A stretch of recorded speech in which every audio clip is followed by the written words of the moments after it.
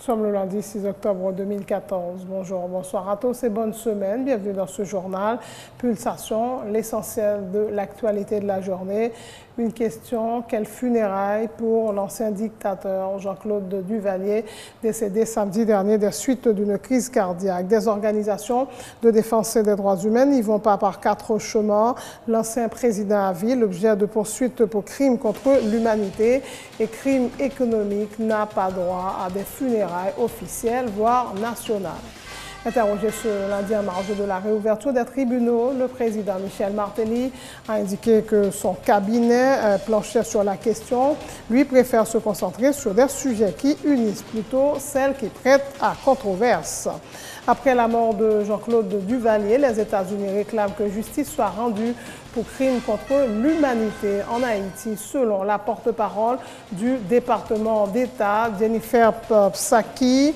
Les États-Unis encouragent le peuple et le gouvernement haïtien à poursuivre leur quête de justice et de réconciliation.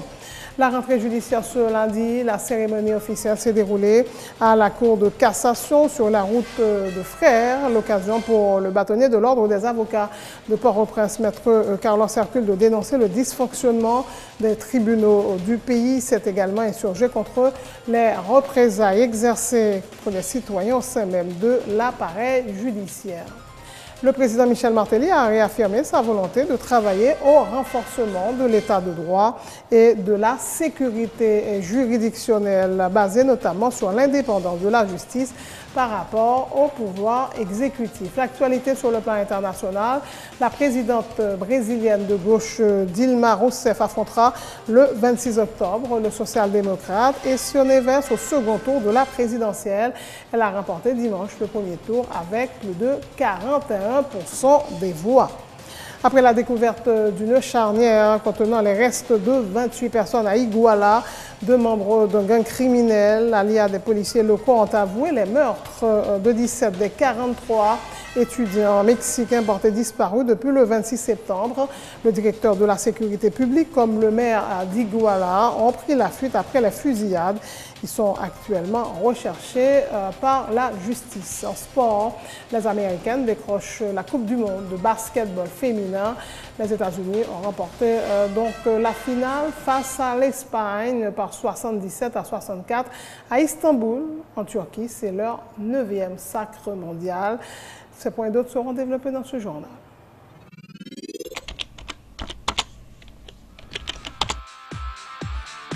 Bienvenue à cette édition d'Information Pulsation, l'essentiel de l'actualité de la journée.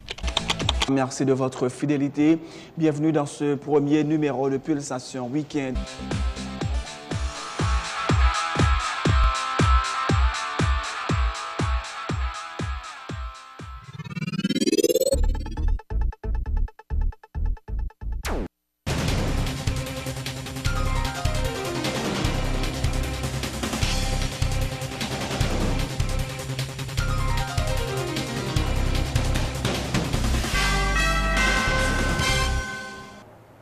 Chef, bonjour, bonsoir. En couverture de ce journal, quelle funérailles pour l'ancien dictateur Jean-Claude Duvalier, décédé samedi dernier des suites d'une crise cardiaque. Simple, officielle, nationale, des organisations de défense des droits humains n'y vont pas par quatre chemins. L'ancien président à vie, l'objet de poursuites pour crimes contre l'humanité et crimes économiques, n'a pas droit des funérailles officielles, voire nationales. De plus, il a fait beaucoup de tort au pays. Interrogé ce lundi en marge de la réouverture des tribunaux, le président Michel Martelly a indiqué que son cabinet planchait sur la question. Lui préfère se concentrer sur des sujets qui unissent plutôt celles qui prêtent à controverse. Le président Martelly. Nous ne pouvons pas parler de ça. Nous ne pouvons pas parler de ça. Nous ne pouvons pas parler de ça. Ce matin, première réunion là, nous continuons le travail pendant le week-end dans février, par exemple, sous visite Premier ministre fait. Et Solino, sous visite qui fait Wap Jérémy, il y a un travail sur ça, mais nous ne travaillons pas sur les funérailles. Je suppose qu'il y a une équipe dans le bureau, un cabinet qui travaille sur ça. Je vais descendre dans le bureau à Kounier. Et là encore, nous avons diverses rencontres, je dis, près de 6 rencontres. Donc à la première occasion, non seulement je vais dire nous, mais nous connaissons tout. Non, je ne vais pas mentir. Et ça, c'est une balle que nous avons gérée. Nous avons quitté le cabinet à déterminer, moi-même, je continue à concentrer sur les sujets qui unissent et qui prêtent au développement que sur des sujets qui pourraient le faire effervescence. Nous comprenons? Les États-Unis ont réclamé ce lundi que justice soit rendue pour crimes contre l'humanité en Haïti, selon la porte-parole du département d'État, Jennifer Psaki. Nous soutenons le principe de responsabilité pour crimes contre l'humanité et violation des droits de l'homme, quels qu'en soient les auteurs. Les États-Unis encouragent le peuple et le gouvernement d'Haïti à poursuivre leur quête de justice et de réconciliation. Ouverture ce lundi 6 octobre de l'année judiciaire. La cérémonie officielle s'est déroulée à la Cour de cassation sur la route de Frères. L'occasion pour le président du Conseil supérieur du pouvoir judiciaire, Maître Alexis Joseph, de présenter le bilan des actions réalisées durant l'année écoulée. 197 affaires entendues par la Cour de cassation, 72 affaires urgentes et 85 ordinaires, ainsi que la distribution de 370 affaires par les cours d'appel. Un bilan qui a-t-il témoigne de la nécessité de travailler davantage en vue notamment de réduire la hauteur de la justice au niveau des juridictions du pays. La Cour de cassation a entendu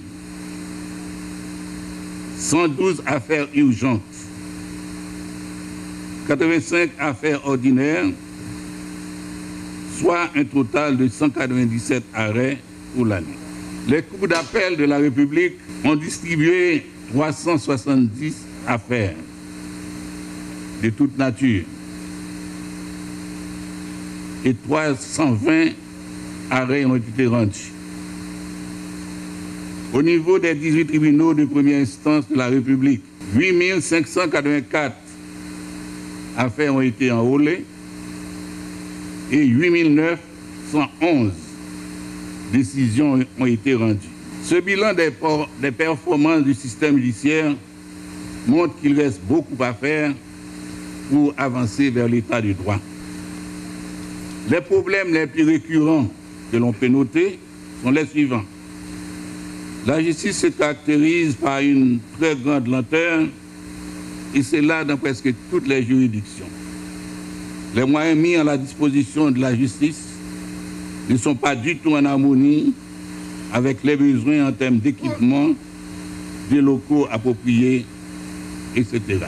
Des organismes de défense des droits humains, à partir des enquêtes menées sur le terrain, essaient de dénoncer un dysfonctionnement de tous les systèmes. Les justiciables se plaignent aussi des délais exagérés pour rendre les décisions parce que les prescriptions légales relatives aux délibérés sont tout simplement foulées aux pieds. Le manque de confiance s'est installé d'abord vis-à-vis des magistrats tant assis que debout et vis-à-vis des greffiers que l'on peut considérer comme des véritables poumons des tribunaux. Quant aux juges d'instruction, beaucoup d'entre eux sont taxés de plus grands violateurs des droits de la personne parce qu'ils utiliseraient de façon indiscriminée ce pouvoir de mettre en prison n'importe quel citoyen. Certains juges d'instruction sont même accusés d'utiliser une sorte d'autosaisine consistant à poser des actes d'instruction à écrire quand bon leur semble des justiciables alors qu'ils n'ont pas été saisis par un quelconque réquisitoire d'informer du parquet. Ils sont d'autre part considérés parmi les plus grands responsables de la détention préventive prolongée. Le bâtonnier de l'Ordre des avocats de Port-au-Prince, Maître Carlos Hercule, a dénoncé le dysfonctionnement de plusieurs tribunaux du pays, faute de magistrats, alors que plusieurs étudiants certifiés de l'école de la magistrature sont en attente d'affectation. Le bâtonnier s'est également insurgé contre des représailles exercées contre des citoyens au sein même de l'appareil judiciaire. Il a cité notamment le cas de Maître Lionel Constant Bourgoin, dont le mandat n'a pas été renouvelé à la direction administrative du CSPJ pour avoir rappelé au secrétariat de la présidence que le CSPJ n'est plus sous la tutelle du ministère de la Justice ou encore celui de l'épouse d'un des frères Florestal, renvoyé de son poste de commis greffier pour avoir entrepris des démarches pour faire avancer le dossier de son mari. J'étais médusé d'écouter sur les ondes d'une station de radio de la capitale la lecture d'une lettre adressée au président du Conseil supérieur du pouvoir judiciaire par le secrétaire général de la présidence. Mesdames, Messieurs les magistrats de cette salle, en vos grades, rangs et fonctions, vous avez le droit de connaître votre justicier. Le secrétaire général de la présidence qui, par cette lettre du 22 juillet 2014, vous a replacé sous la tutelle du ministre de la Justice, dont le président Martelly lui-même vous a affranchi en donnant investiture le 3 juillet 2012 au Conseil supérieur du pouvoir judiciaire. Lorsque le secrétaire exécutif, sur instruction du CSPJ, a rappelé au secrétaire général le principe de la séparation des trois pouvoirs et le transfert de pouvoir du ministère de la Justice au Conseil supérieur du pouvoir judiciaire, c'est le secrétaire exécutif qui a vu son contrat non renouvelé par celui-là même dont la fonction a été souillée. Cela a un nom. On l'appelle représailles. C'est aussi de la représaille lorsqu'un greffier, après 16 ans à la Cour de la République, à la Cour suprême de la République, a été licencié pour faute administrative grave, alors qu'en réalité, c'est parce qu'il a obtenu un arrêt accueillant en la forme seulement sa demande de dessaisissement d'un juge d'instruction qui a tenté de le mettre en prison en déguisant un contentieux civil en affaire pénale. On ne frappe pas un homme à terre. C'est un principe d'honneur, même dans la guerre. Lorsqu'une femme, mère d'enfant, a commis le seul péché d'avoir entrepris des démarches pour faire avancer le dossier de son mari emprisonné, est renvoyée de son poste de commis greffier après 6 ans de loyaux service, sans une lettre de blâme, pas même un avertissement. On appelle cela de la représailles.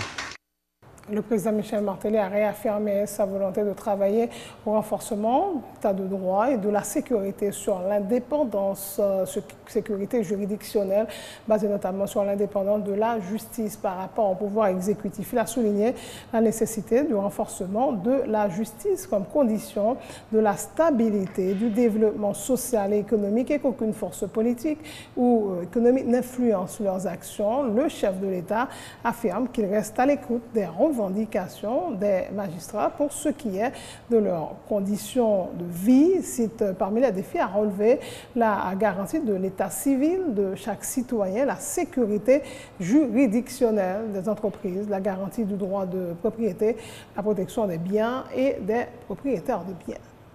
J'entends redéfinir notre action par rapport au pouvoir judiciaire et au renforcement de l'état de droit. Dans le même mouvement, je souhaite établir les grands objectifs et résultats à réaliser par rapport aux 10 pouvoirs. L'engagement de tous est nécessaire pour la construction d'une nouvelle culture de responsabilisation et de refondation des liens sociaux. Pour y parvenir, mon administration a posé, entre autres, un ensemble de jalons qui participent de notre effort de consolidation de l'état de droit. En ce qui a trait à la sécurité juridique des personnes, rappelons notre action visant à faire de tout Haïtien un vrai sujet de droit. Notre action en vue de garantir les droits à l'entrepreneuriat, la sécurité juridictionnelle des entreprises, la garantie du droit de propriété, la protection des biens et des propriétaires de biens reste et demeure des défis à relever. Par rapport à la sécurité juridictionnelle, notre action visant à garantir à tous et à chacun le sentiment et la capacité de se prévaloir des institutions établies en vue de garantir leurs droits et libertés en cas de conflit. En ce sens, mesdames et messieurs, il nous faut continuer notre action visant à mieux adapter le cadre normatif et institutionnel du système de sécurité juridique et juridictionnelle aux réalités sociales de l'heure et au nécessaire développement économique de notre État-nation. Revaloriser les professions liées au système de sécurité juridique et publique. Favoriser l'utilisation du créole dans le droit et dans la justice pour faciliter la compréhension de la majorité des justiciables. Renforcer la lutte contre la corruption, le grand banditisme et la traite des personnes. C'est dans cet esprit que nous encourageons encore une fois toutes les institutions et tous les pouvoirs étatiques à remplir et assumer leur rôle, chacun en ce qui le concerne. Le député Louis Samuel François appelle les autorités compétentes à prendre des mesures pour combler le vide au niveau du système judiciaire, pour permettre une meilleure distribution de la justice. Il plaide également pour une amélioration des conditions de travail des magistrats. Sincèrement, nous connaissons que tout le monde a prévenu dans le pays que la justice est une justice qui est malade. C'est une justice qui est décriée par la population haïtienne. Nous même pour nous souhaiter que les juges prennent responsabilité, les magistrats debout, les magistrats assis prennent responsabilité. Et nous souhaitons aussi que le gouvernement, d'une manière spécifique, d'une manière spéciale, il prend responsabilité pendant que la permettre que des gens qui sont dans le système qui peuvent nommer, ils nomment.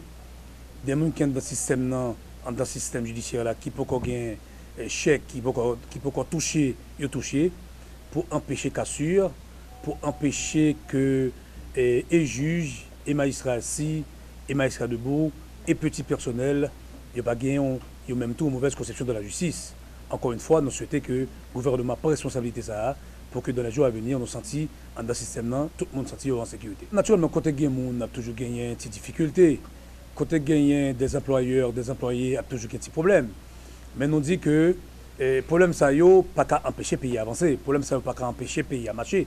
Toutes les fois que nous-mêmes, comme Haïtiens, nous acceptons qu'effectivement, il y a des problèmes, mais ensemble, on joue une solution. Nous souhaitons que ça qui est passé l'année dernière, dans le système, dans le système judiciaire, nous souhaitons que l'année, ça a des corrections qui peuvent pour permettre les gens de bagages ça ne pas répéter. Juge, des fois, il y a un problème de nomination, quantité de juges passés. Comment attaquer le problème ça dans la nouvelle année ça? Attaquer dans la nouvelle année, problème ça dans la nouvelle année, d'abord c'est chita avec le juge qui est présent, faire une évaluation dans tout tribunal de paix, dans tout tribunal civil, dans toute cour d'appel, dans toute cour, pour nous garder effectivement côté gain vidéo, pour nous garder ensemble avec l'exécutif, côté nous combler et permettre effectivement qu'on hésite à l'heure, j'ai un problème ça à résoudre. Si toutefois, nous n'avons pas un problème dans la racine, nous pensons que nous ne pouvons pas aller nulle part. Il faut aller dans la racine, pendant que nous venons avec des formations pour les juges, des formations pour les cadres qui sont dans le système, et ensuite payer les juges bien, payer à l'heure. Je pense que nous allons aller dans ce sens-là, nous faisons un gros pas, et d'après que le système va passer. Autre point de l'actualité, les consultations engagées avec les différents de la vie nationale visent à créer un climat de confiance pour la réalisation des prochaines élections, a indiqué le porte-parole du Premier ministre, Maître Michel Brunach, une fois de plus appelé le Sénat à voter les amendements à la loi électorale pour rendre possible l'organisation dans le meilleur délai. Il y a un organisme électoral qui est en place, qui est là pour organiser l'élection. Il y a un exécutif là qui est là pour mettre moyens dans les organismes électoraux et il y a un parlement qui pour bailler organisme électoral instrument légal pour fonctionner.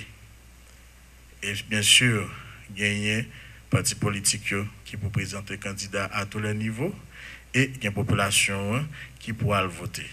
Donc c'est ça, règle jouette là et il n'y a pas qu'à autrement, il n'y a pas qu'à l'autre gens. Donc, le dialogue là, c'était justement pour que les acteurs comprennent que dans le moment que nous avons parlé là, dans le moment que nous vivons là, pas qu'il y a l'autre gens, okay, pour un monde qui aspire à occuper des fonctions politiques au niveau du législatif ou au niveau de l'exécutif, pas qu'il y a l'autre gens pour ça arriver que c'est à travers des élections. Donc, on espère que le processus de dialogue ça capable de rassurer tout acteur. Élections sont compétition. Il y a des gens qui ont gagné, il y a des gens qui ont perdu. Donc, le dialogue là, c'est objectif ça, c'est créer climat ça qui pour permettre que tout le monde sente en confiance et bien pour aller prendre verdict dans la population. Donc nous souhaitons que nous fini par aboutir à un bon résultat et que pouvoir qui pour jouer partition dans la question organisation d'élection, en l'occurrence le pouvoir législatif, plus précisément le Sénat de la République et encore plus précisément les 6 sénateurs qui pourront voter amendement loi électorale là, il a fini par faire et pour que le pays soit capable de continuer à avancer pour plus devant. Le porte-parole du Mocrena, Megan Seus, plaide en faveur de l'organisation d'élections inclusives mais souveraines.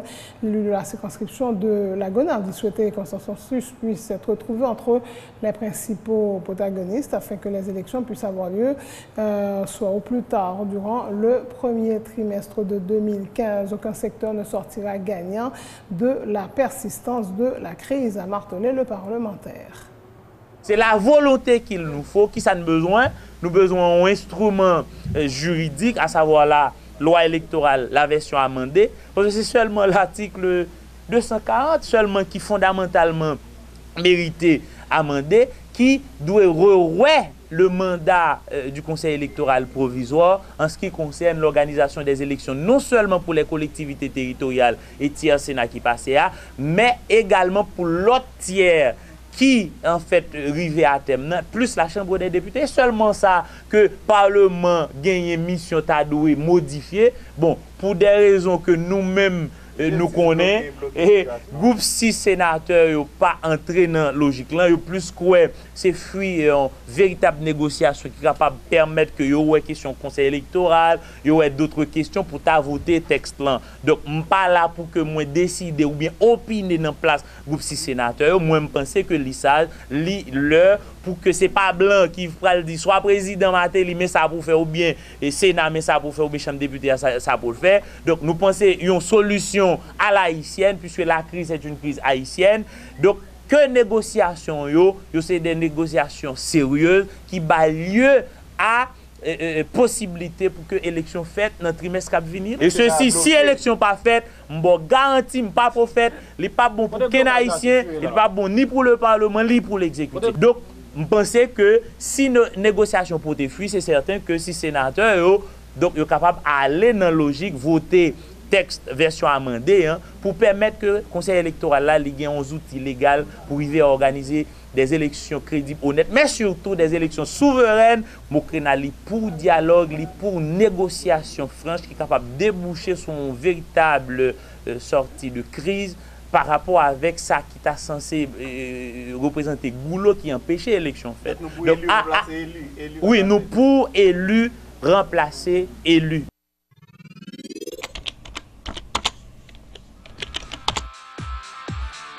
Bienvenue à cette édition d'Information Pulsation, l'essentiel de l'actualité de la journée. Merci de votre fidélité. Bienvenue dans ce premier numéro de Pulsation Week-end.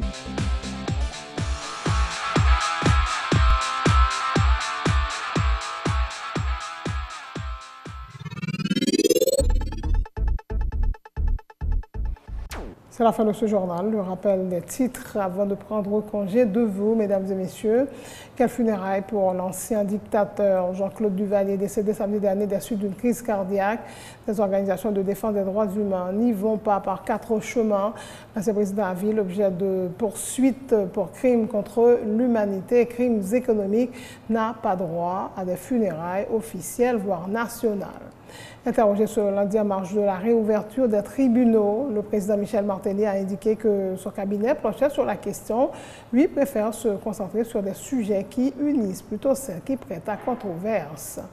Après la mort de Jean-Claude Duvalier, les États-Unis réclament que justice soit rendue pour crimes contre l'humanité en Haïti. Selon la porte-parole du département d'État, Jennifer Psaki, les États-Unis encouragent le peuple et le gouvernement haïtien à poursuivre leur quête de justice et de réconciliation. La rentrée judiciaire ce lundi, la cérémonie officielle s'est déroulée à la Cour de cassation sur la route de Frères.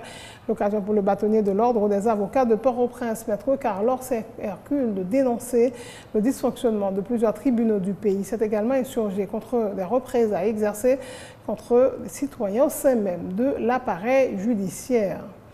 Le président Michel Martelly a réaffirmé sa volonté de travailler au renforcement de l'état de droit et de la sécurité juridictionnelle, basée notamment sur l'indépendance de la justice par rapport au pouvoir exécutif. L'actualité sur le plan international, la présidente brésilienne de gauche, Dilma Rousseff, affrontera le 26 octobre le social-démocrate Écio Neves au second tour de la présidentielle. Elle a remporté dimanche le premier tour avec plus de 41% des voix. Après la découverte d'une charnière contenant des restes de 28 personnes à Iguala, 2 membres d'un gang criminel alliés à des policiers locaux ont avoué les meurtres de 17 des 43 étudiants mexicains portés disparus depuis le 26 septembre. Le directeur de la sécurité publique, comme le maire d'Iguala, ont pris la fuite après les fusillades et sont actuellement recherchés par la justice. En sport, les Américaines décrochent la Coupe du monde de basketball féminin.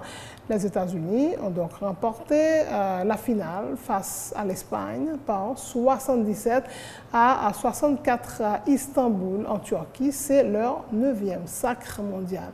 Merci d'avoir suivi ce journal. Passez de bons moments en compagnie de Télé Pluriel.